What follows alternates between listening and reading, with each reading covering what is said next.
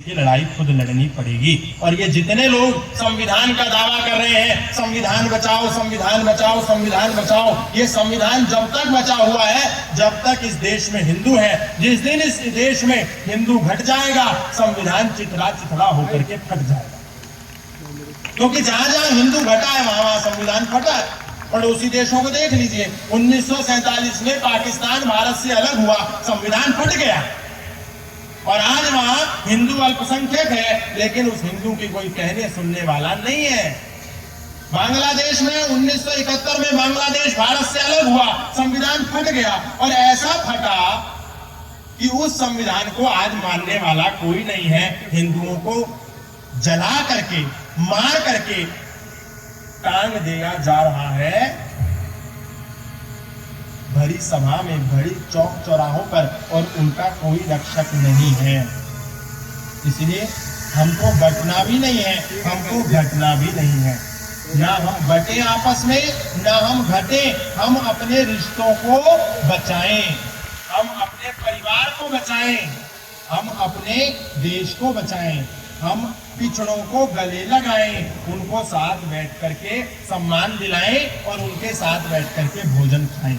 तभी ये देश बच सकता है। क्योंकि एक व्यक्ति हमसे टूट करके अलग होगा तो हमारी एक संख्या घटेगी नहीं, दुश्मन की एक संख्या बढ़ जाएगी।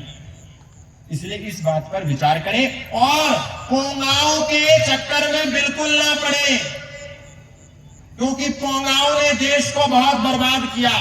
भगवत गीता को पढ़ा खूब हमने, भगवत गीता को खूब जाना, लेकिन भगवत गीता के मर्म को नहीं समझा। और जिन लोगों ने यह दावा किया कि हमने विश्व के कई देशों में भगवत गीता का प्रचार किया है, हम भगवत गीता के सबसे बड़े प्रचारक हैं, हम भगवत गीता के सबसे बड़े प्रसारक हैं, उन लोगों ने भी भगवत गीता के मूल को नहीं जाना। क्योंकि जब 1971 में बांग्लादेश भारत से अलग हुआ और बांग्लादेश का बहुसंख्यक मुसलमान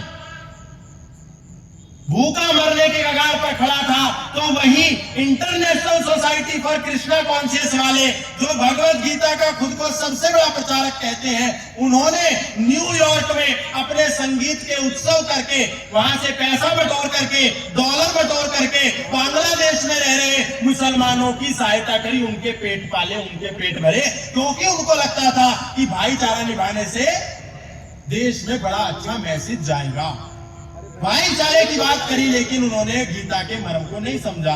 इसीलिए जिस समय बांग्लादेश में विद्रोह हुआ तो सबसे पहले उन्हीं को टारगेट बनाया गया, जिन इस्कॉन मंदिरों ने इस्लामिक लोगों को बुला बुला करके रोजाए इफ्तार पार्टियां दी थी।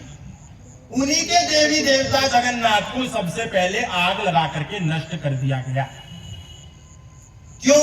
क्योंकि उन लोगों ने भगवत गीता पढ़ी, लेकिन झूठी भगवत गीता पढ़ी, असली भगवत गीता नहीं पढ़ी। असली भगवत गीता पढ़ते तो ये जानते कि दुष्टों के साथ भाईचारा नहीं निभाया जा सकता।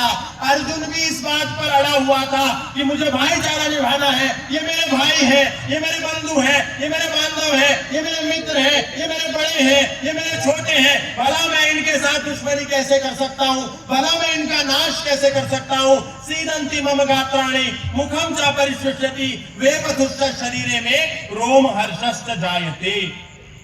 लेकिन अर्जुन ने जब ये बात कही कि मेरे होठ सूख रहे हैं, मेरा गला सूख रहा है, मेरा शरीर शिथिल पड़ रहा है, मेरे पैर कांप रहे हैं, मैं अपने भाइयों को नहीं मार सकता, हे योगेश्वर श्री कृष्ण मुझको भाईचारा निभाना है, तब अर्जुन को योगेश्वर श्री कृष्ण ने कहा, हतो वा प्राप्स्यसि स्वर्गम जीत्वा वा भोक्ष्यसे महीम तस्माद् उत्तिष्ठ कौन्तेय युद्धाय कृत निश्चया। उठो और युद्ध करो, यही तुम्हारा कर्तव्य है। राक्षसों के साथ भाईचारा नहीं निभाया जाता, क्योंकि राक्षसों के साथ भाईचारा निभाओगे तो ये तुमको चारा बना करके खा जाएंगे।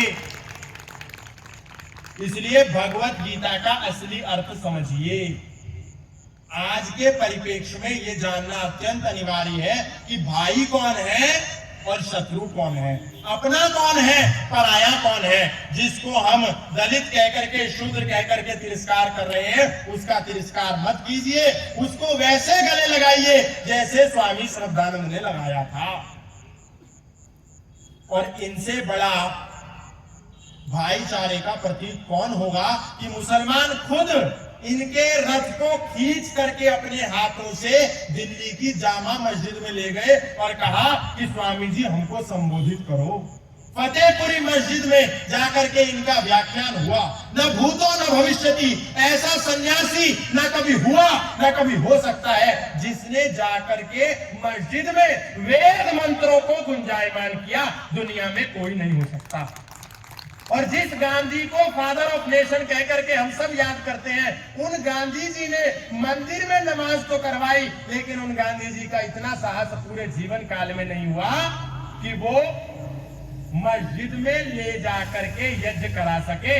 मंदिर में नमाज उन्होंने कराई जरूर थी, लेकिन श्रद्धानंद ऐसे हुए जिन्होंने मस्जिद में जाकर के वेद मंत्र बोला, और एक नहीं दो मस्जिदों में बोला। और हम राष्ट्रपिता किसी और को कह रहे हैं, वो राष्ट्रपिता नहीं है, नहीं है, नहीं है। एक आरटीआई कार्यकर्ता ने